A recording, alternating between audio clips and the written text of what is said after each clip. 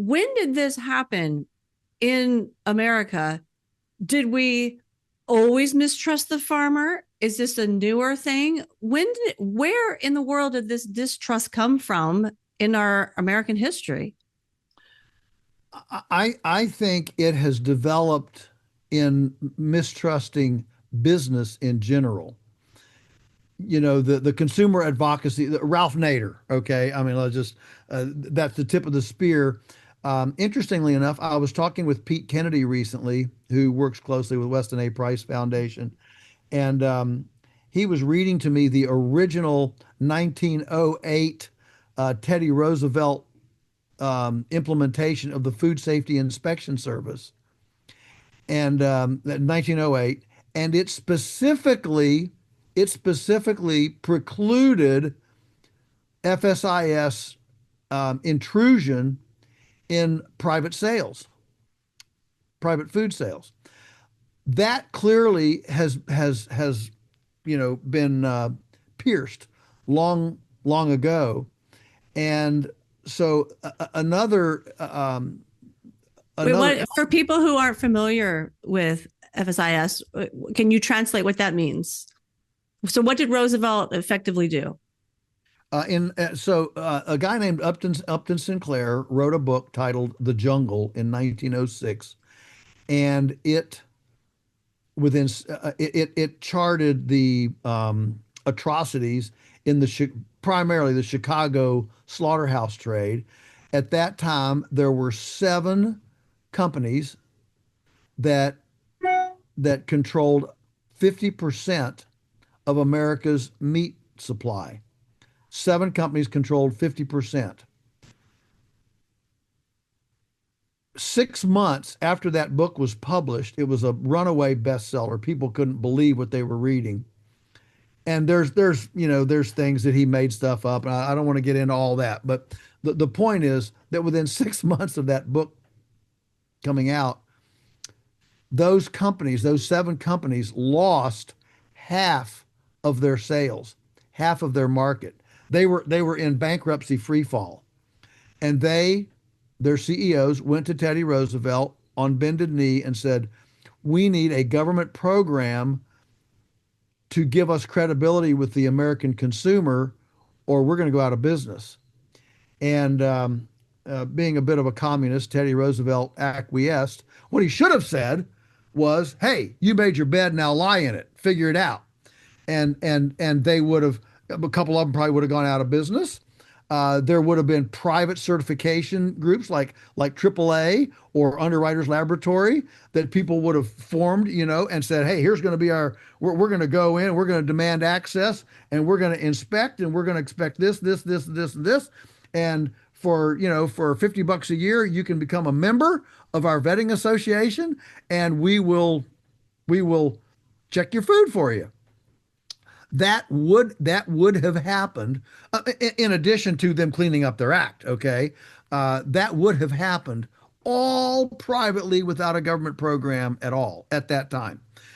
That shows the power of information in the marketplace. And one of the reasons why we do this podcast, Zena, is to inform people so they don't go running to the government for an answer, but they actually feel empowered with their own information to make decisions about their own provenance, to let the market speak.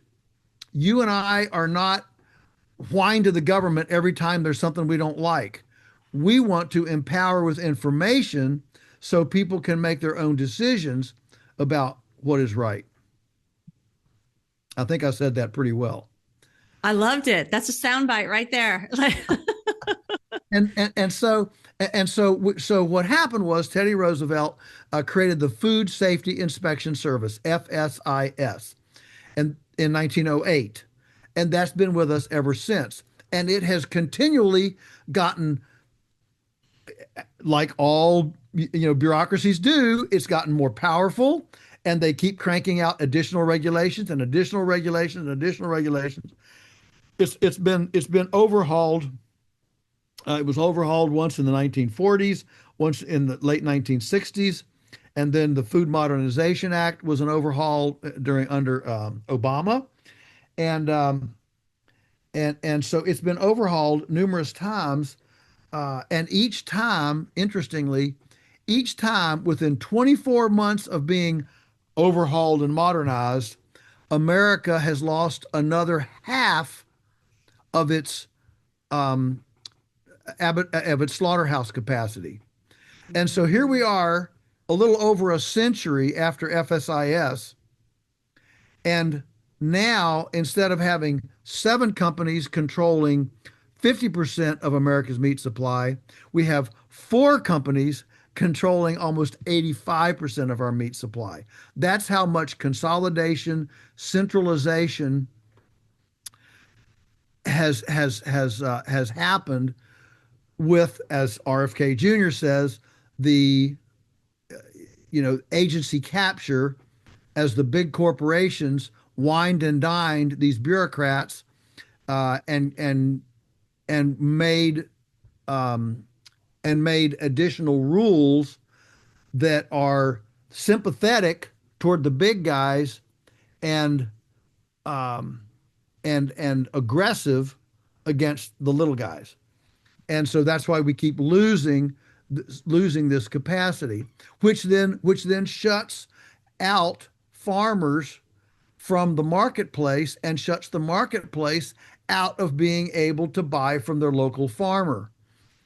Yeah. And so then we have not only do we have lack of food choice, we have, as Bernie Sanders talks, the oligarchy. We have the oligarchy in the food system, but it's precisely because of government interventive policy.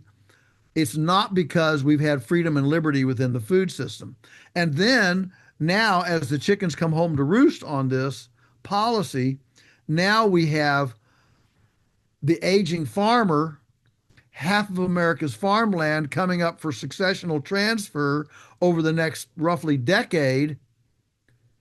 And there's no entry point, there's no on ramp, or none, but there's a difficult, an unnecessarily difficult, prohibitive on ramp for young farmers to get onto those farms to be able to access their neighbors with food. So it's two big conundrums, and as I've watched the herd share, the pet food, the buying club, the PMA, as I've watched all of the, all of the effort and the investment in time, money, thinking to try to solve this problem, I'm realizing, you know, I, we don't have enough time to work out all those. And now we're seeing the government start to push back and try to chip away at these circumventive measures that farmers in desperation and their customers in desperation have carved out. It's funny. Every one of these people, if you've got to sign a six page agreement to buy some Gouda cheese, people do that, or buy a gallon of milk. People do that. There's nobody holding a gun to somebody's head saying, you've got to sign up for this herd share. No, people are scrambling for it. I can't, oh, wow, good milk. I can't get there fast enough. I don't care how many pages there is to sign, 5 pages, 8 pages, 10 pages. I mean, the government keeps putting all this legalese, hurdles in front of people. People are desperate. People are desperate for an underground railroad.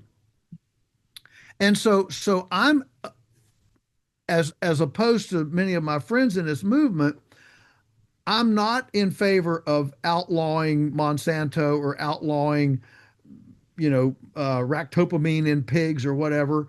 I mean, I don't like it and I don't want it. But the question is, do we make societal change faster by regulating what we don't like? CRISPR, CRISPR technology.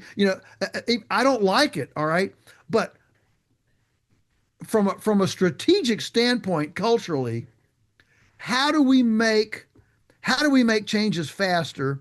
And I would suggest we make changes faster not by picking and choosing to regulate this, that, and the other that we don't like, but rather by opening up the freedom at the grassroots for farmers to access and underground railroad consumers to access a free neighbor, direct, relationally marketed food transaction.